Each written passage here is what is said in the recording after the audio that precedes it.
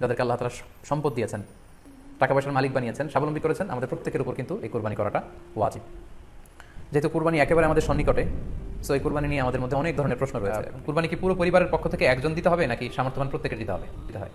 সম্মানিত দিনী ভাই এবং বোনেরা, এটি একটি মতবিরোধপূর্ণ মাসআলা। অর্থাৎ এই মাসআলার ক্ষেত্রে স্কলারদের মধ্যে মতভেদ পাওয়া যায়। এক্ষেত্রে দুইটি মতামত। একদল স্কলার বলেছেন যে এটা পরিবারের পক্ষ থেকে একজন দিলে আদায় হয়ে যাবে। অপর মতামত হচ্ছে যে না, সামর্থ্যবান প্রত্যেকেরই দিতে হবে। আমরা দুইটি মতামত নিয়ে আলোচনা করি। প্রথম মত হচ্ছে যে এক পরিবারের পক্ষ থেকে একজনই যথেষ্ট। এই মতামতটিও দলিলের দিক থেকে বেশ শক্তিশালী। সেক্ষেত্রে আমরা মেহনাফ ইবনে সুলাইম রাদিয়াল্লাহু তাআলা আনহুর বর্ণিত একটি হাদিস সুনান আবু দাউদে এসেছে। হাদিসটি হাসান পর্যায়ের হাদিস। তিনি বলছেন, নাহনু উকুফুন মা রাসূলিল্লাহ বিআরাফাতিন, আমরা রাসূল সাল্লাল্লাহু আলাইহি ওয়াসাল্লামের সাথে 9 জিলহজ আরাফার ময়দানে ছিলাম। ক্বালা, তখন আল্লাহ রাসূল সাল্লাল্লাহু আলাইহি ওয়াসাল্লাম আমাদেরকে বলেছেন, ইয়া আইয়ুহান নাস, হে মানব সকল, ইন্না আলা কুল্লি আহলি বাইতিন ফি কুল্লি আমিন উদহিয়া, অর্থাৎ প্রত্যেকটি, আল্লাহ রাসূল সাল্লাল্লাহু আলাইহি ওয়াসাল্লাম বলেছেন প্রত্যেকটি ফ্যামিলির জন্য প্রতি বছর একটি কুরবানি ওয়াজিব হয়।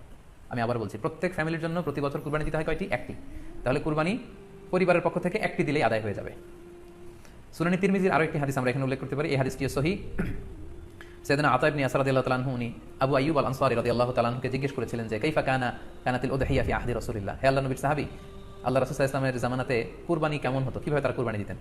তো আবু আইয়ুব আল আনসারী রাদিয়াল্লাহু তাআলা আনহু বলেছেন, কানা রাজুলু ইউদাহি বিশাতি আনহু ওয়া আন আহলিহি, আল্লাহ রাসূল সাল্লাল্লাহু আলাইহি ওয়াসাল্লামের সময়কালে লোকজন একটি ছাগল কুরবানি দিত তার পক্ষ থেকে এবং তার ফ্যামিলির পক্ষ থেকে। আনহু ওয়া আন আহলিহি, তার নিজের পক্ষ থেকে এবং ফ্যামিলির পক্ষ থেকে। অর্থাৎ এই হাদিসগুলোর আলোকে বোঝা যায় যে পুরো পরিবারের পক্ষ থেকে একজন কুরবানি দিয়ে দিলেই আদায় হয়ে যাবে।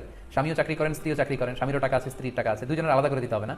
স্বামী যদি একটা ছাগল কুরবানি দিয়ে দেয় তাহলে স্ত্রীর পক্ষ থেকে, পুরো ফ্যামিলির পক্ষ থেকে কুরবানি আদায় হয়ে যাবে। এই হাদিসগুলোর আলোকে বোঝা গেল। দ্বিতীয় আরেকটি মত আছে, সেই মতটি হচ্ছে প্রত্যেক সামর্থ্যবানের উপর ওয়াজিব।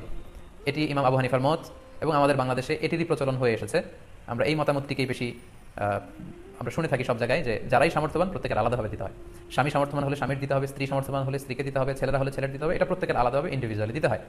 এবং সেক্ষেত্রে ওনারা দলিল দিচ্ছেন সুনান ইবনে মাজার একটি হাদিস, হাদিসটি সহিহ, যেখানে আল্লাহ রাসূল সাল্লাল্লাহু আলাইহি ওয়াসাল্লাম বলেছেন, মান কানা লাহু সাআহ, যার সামর্থ্য আছে কিন্তু ওয়ালাম ইউদাহি, সামর্থ্য থাকার পরেও সে কুরবানি দেয় না, ফালা ইয়াকরাবান্না মুসাল্লানা, সেজন্য ঈদুল আজহার দিন আমার ঈদগাহে না আসে নামাজ পড়তে।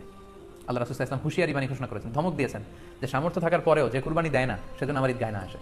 এই হাদিসের আলোকে ওনারা বলেছেন মান কানা লাহু সাআহ, যার সামর্থ্য আছে। ওনারা বলছেন যে এটা ইন জেনারেল, ব্যাপক, যারই সামর্থ্য আছে তাকেই দিতে হবে। সো এখানে বাস্তবতা হচ্ছে দুই পক্ষেরই খুব ভ্যালিড দলিল আছে। আর কোনো মাসালার ক্ষেত্রে যখন মতবিরোধ থাকে, দুই পক্ষেরই দলিল থাকে, সেক্ষেত্রে বাড়াবাড়ি করাটা অনুচিত। বরং এটা হচ্ছে ইসলামের সৌন্দর্য, এখানে প্রশস্ততা রয়েছে। সো যারা মনে করে যে ফ্যামিলির পক্ষ থেকে একজন কুরবানি দিলেই আদায় হয়ে যাবে, তাদেরও দলিল আছে, তাদেরকে সেটা করতে দেওয়া উচিত।